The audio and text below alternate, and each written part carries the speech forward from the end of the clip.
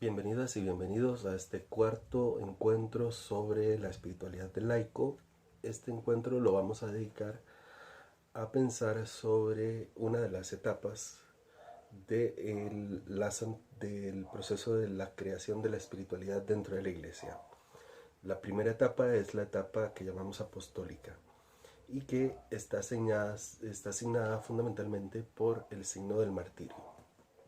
Entonces nosotros hoy nos vamos a dedicar a pensar sobre qué significa ser mártir, ¿verdad? Y entonces aquí vamos a decir en primer lugar una definición sobre mártir, vamos a ver cómo se ha comprendido esta definición a lo largo de la historia y luego vamos a ver una definición complementaria. Y vamos a ver qué implicaciones tiene esto para nuestra vida diaria. En primer lugar, cómo se comprende el martirio dentro de la iglesia y dentro de la experiencia de fe de la iglesia primitiva. Pues mártir viene del griego martiría, que significa dar testimonio. Por tanto, mártir es testigo. ¿Y de qué daban testimonio? Pues daban testimonio de su fe en Cristo. ¿Y cómo daban testimonio de su fe en Cristo? Pues con su muerte. Una vida coherente hasta el final le llevaba a la muerte. Pero no cualquier tipo de muerte, sino una muerte cruel, a modo de la de Jesús de Nazaret. Jesús de Nazaret es, por tanto, el prototipo del mártir. ¿Cómo la muerte de Jesús? Pues es una muerte que es aceptada voluntariamente y es una muerte cruel y además una muerte en la que se perdona a los verdugos. Así, Cristo se vuelve el prototipo de mártir. Y entonces, desde el primer mártir, el que llamamos el protomártir, San Esteban, aparece un esquema de martirio. Es una persona siendo encontrada dando testimonio de su fe, es llevada a los tribunales, donde es juzgada y luego condenada a muerte. Esta muerte normalmente es una muerte cruel que acepta voluntariamente mientras perdona a sus verdugos, ¿verdad? Y así nosotros vemos cómo la muerte de San Esteban calza dentro de este tipo de muertes martiriales, así como la muerte de los grandes mártires de los primeros siglos de la iglesia, que son todos fundamentalmente los primeros santos de la iglesia, porque la primera forma de santidad dentro de la iglesia era el martirio. En función de aquello que dice el libro del Apocalipsis, estos son los que han lavado sus vestiduras en la sangre del Cordero, por la palabra del testimonio que dieron, y porque no amaron tanto su vida que temieron la muerte. Entonces, fundamentalmente, el mártir es aquella persona que da testimonio de Jesús con su muerte, una muerte cruel, pero asumiéndola como la asumiría Jesús, ¿verdad? Perdonando a sus verdugos y asumiéndola como parte de la voluntad salvadora de Dios. Ahora bien, dentro de la iglesia, a lo largo de la historia, se han presentado varios tipos de muertes que no cumplen con estas categorías, que no cumplen con algunos de los puntos de estas categorías, pero que sin embargo son consideradas muertes martiriales. Por ejemplo, la muerte de Santa María Goretti. Santa María Goretti es mártir, nadie lo duda. O San Maximiliano María Kolbe, que también es mártir, nadie lo duda. O San Oscar Romero, que también es mártir. Pero sus muertes y su martirio incumple con alguna de estas categorías que los señalarían como mártires, ¿verdad? Entonces tendríamos que pensar en una definición complementaria de lo que significaría el martirio. Y es aquí donde nosotros entramos a hacer una redefinición, una definición que complemente la definición clásica. Porque nosotros entenderíamos martirio como aquel que con su vida fundamentalmente y con su muerte consecuentemente da testimonio de Jesús. Ese es el mártir. Entonces aquí el acento no se pone tanto en la muerte del mártir cuanto que en su vida martirial, o sea, en su vida como testimonio del reino de Dios. Entonces aquí es a donde caben estas otras muertes martiriales, estos otros testigos que con su vida fueron testigos del reino nuevo o de alguno de los valores del reino. La pureza en Santa María Goretti, la caridad en grado sumo como San Maximiliano María Kolbe o la lucha por la justicia como San Óscar Romero. Esta nueva definición de martirio no excluye la definición anterior de martirio, porque aún en nuestros días y en esta época contemporánea nuestra, la Iglesia sigue siendo perseguida por la fe en Cristo, de forma evidente. Hay tantos hermanos nuestros que mueren mártires, tanto más que en los primeros siglos de nuestra historia. Entonces, estas dos formas de entender el martirio son complementarias, se complementan unas con otras. Pero aquí la pregunta fundamental es, ¿para qué nos sirve a nosotros pensar o hablar sobre el martirio?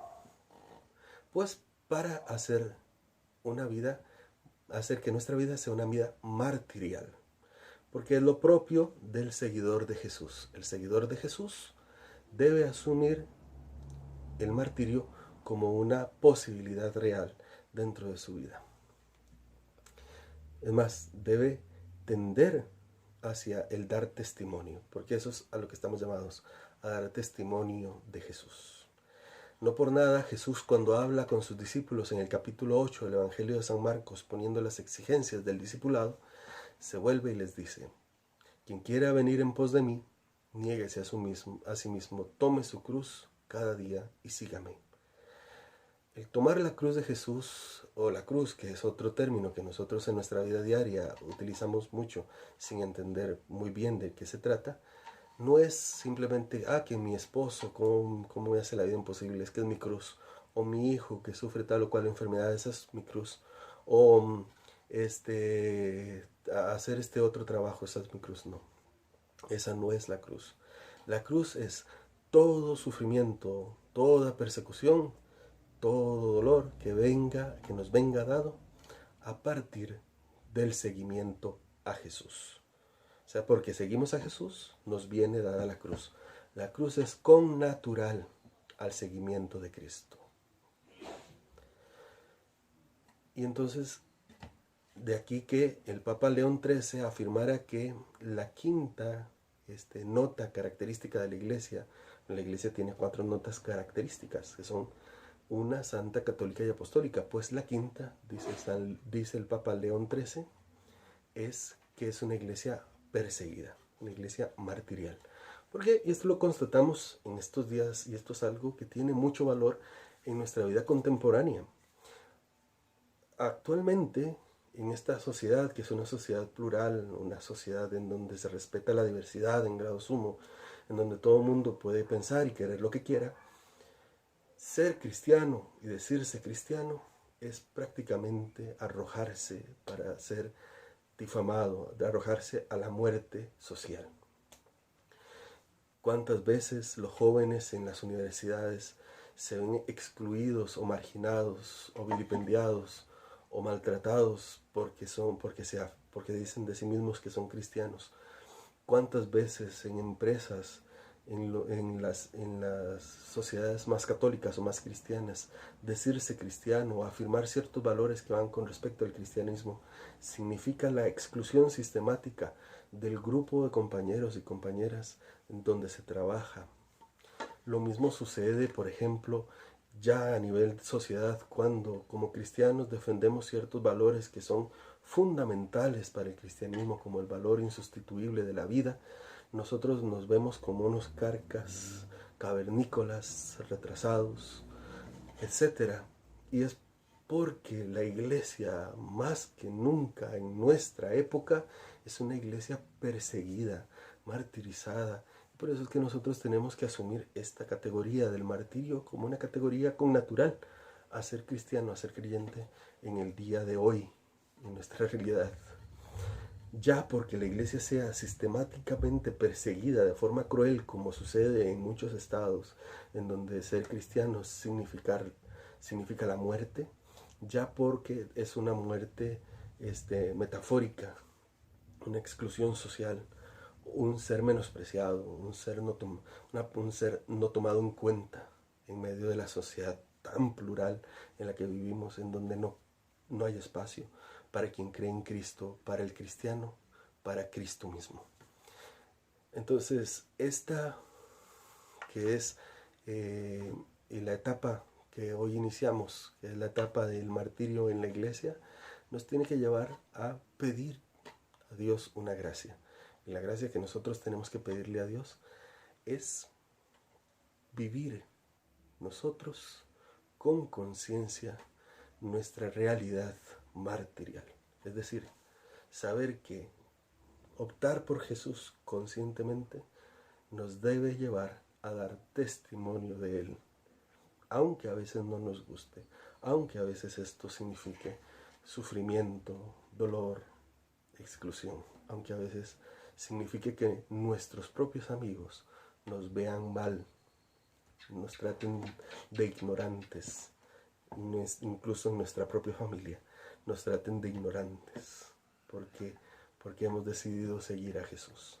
Pidamos a Jesús en esta primera etapa de la evolución de la espiritualidad dentro de la iglesia, que nos conceda esto, un espíritu de mártires, sabiendo que será nuestra aquella bienaventuranza de: bienaventurados si ustedes son perseguidos, vilipendiados, difamados por causa mía, alégresen y salten de contento, porque de ustedes es el reino de los cielos. Muchas gracias por la atención que me han regalado el día de hoy. Que Dios los bendiga y los guarde, y nos vemos la próxima semana. Hasta la próxima.